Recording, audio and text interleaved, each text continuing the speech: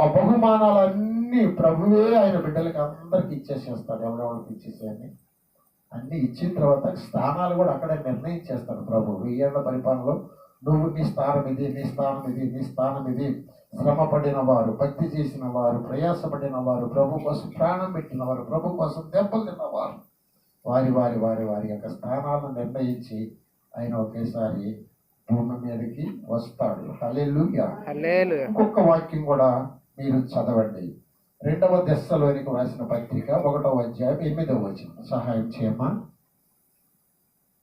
ప్రభావమును కనుపరచు దూతలతో కూడా పరలోకం నుండి అగ్ని జ్వాలలలో ప్రత్యక్షమై దేవుని నెరుగని వారికి, మన ప్రభు అయిన యేసు సువార్తకు లోబడిన వారికి ప్రతిదండన చేయునప్పుడు మిమ్మును శ్రమపరచు వారికి శ్రమయు, శ్రమ పొందుచున్న మీకు మాతో కూడా విశ్రాంతియు అనుగ్రహించుట దేవునికి న్యాయమే.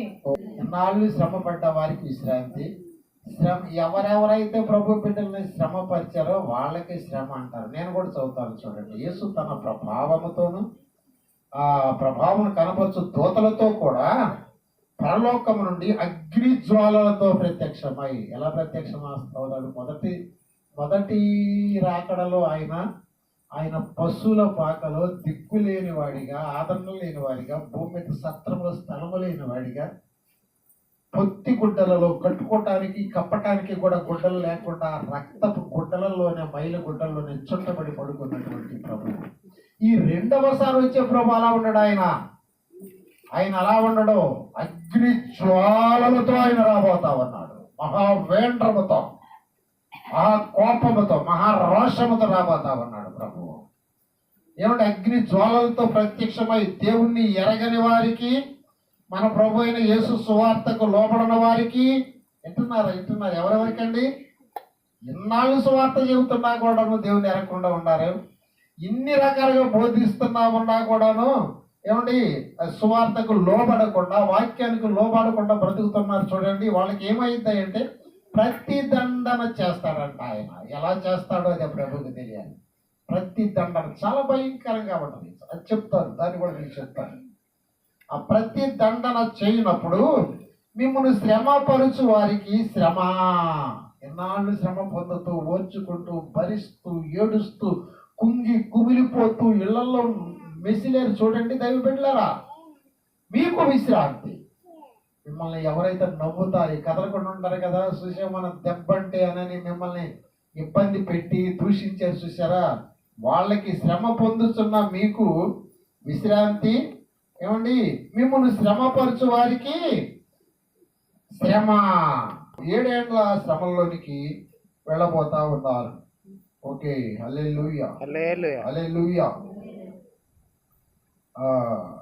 అంత్యక్రీస్తు ఈ అంత్యక్రీస్తు ఎప్పుడు వస్తారని ఉందంటండి. నేను ఇదిగో ఈ ప్రసంగం ఎప్పుడు రాసుకున్నాను తెలుసండి మీకు? ఈ ప్రసంగం ఏ తారీఖు రాసుకున్నానంటండి? ఈ ప్రసంగము 91 ఫిబ్రవరి 91లో రాసుకున్నాను. మీ పుట్టిన లేదా కొంతమంది ఫిబ్రవరి 91లో ఈ ప్రసంగాన్ని నేను రాసుకున్నాను. ఇది 1991 నుంచి 1993 వరకు ఉన్నటువంటి ఈ టైంలో నేను ప్యారీలో ఉన్నాను. 91లో భయంకరమైనటువంటి తుఫాను వచ్చింది. షెల్టర్లో ఉన్నాం. చాలా భయంకరం. ఇల్లుని పడిపోయింది. మా ఇల్లు పడిపోవాలా, దేవుడికి మహిమ కలుగుతాయి. మా ఇంట్లో బియ్యం కూడా తడవలా. మా ఇంట్లో కూజాలో ఉన్నటువంటి ఆ పచ్చడి కూడా కూజా బాగల్లా నెట్టాడి పడిపోయింది. పూరిల్లే కానీ నా సైకిల్ స్టాండ్ మీద, ఇది హ్యాండిల్ మీద పడింది. దాని కింద ఇవన్నీ ఉన్నాయి. దేవుడు గొప్ప దేవుడు అండి. 1991లో నేను ఈ ప్రసంగాన్ని రాసుకున్నాను. అది ఇప్పుడు మేము ముందు పెడుతున్నాను. అంటే ఎన్ని సంవత్సరాలు?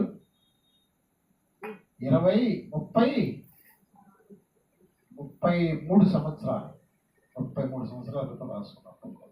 మీతో చెప్తున్నాను. ఎందుకు గుర్తొచ్చింది దేవుడు చెప్పమన్నాడు. హల్లెలూయా. ఓకే, ఇది ఎప్పుడు జరుగుతాయా? ఈ 7 ఏళ్ల పరిపాలన ఎప్పుడు వస్తుందయ్యా అంటే నేను ఆ రోజు ఏం రాసుకున్నానంటే అండి, ప్రైజ్ ద లార్డ్, హల్లెలూయా. ఆ, ప్రభునందు, ఓ, ఓకే ఓకే, ఇదే సమయం మందు అంటే మూడవ ప్రపంచ యుద్ధ ప్రారంభంలో కానీ మధ్యలో కానీ ఈ సంఘటన జరుగుద్ది అని రాసుకున్నాను. పరిస్థితులు తెలుసా మీకు? యుద్ధాలు జరుగుతుంది తెలుసా? యుద్ధాలు జరుగుతున్నాయి తెలుసా?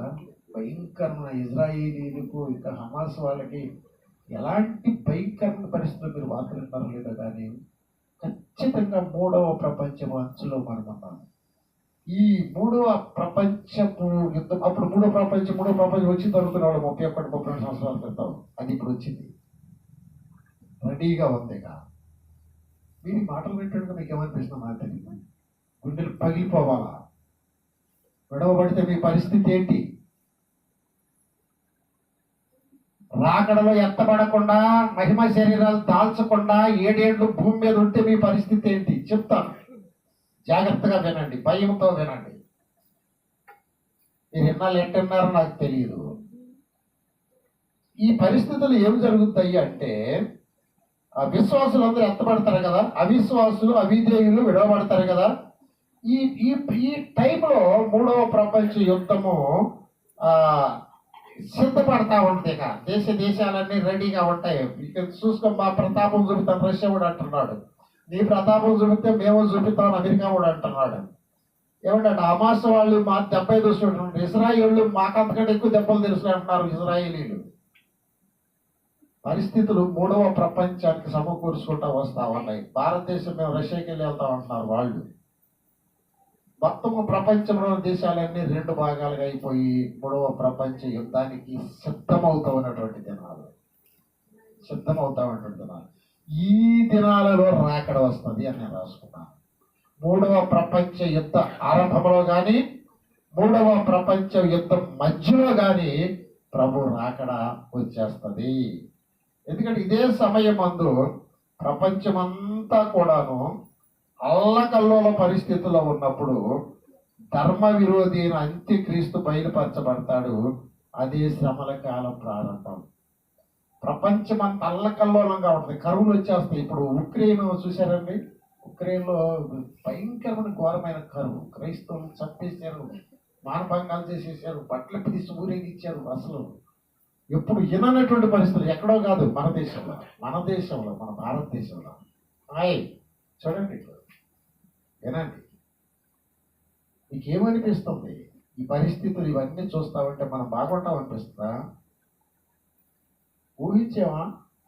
ఊహించామా మన రాష్ట్రంలో బీజేపీ పాలన వస్తాయని? ఊహించామా? అయితే ఒక పెద్ద మేకు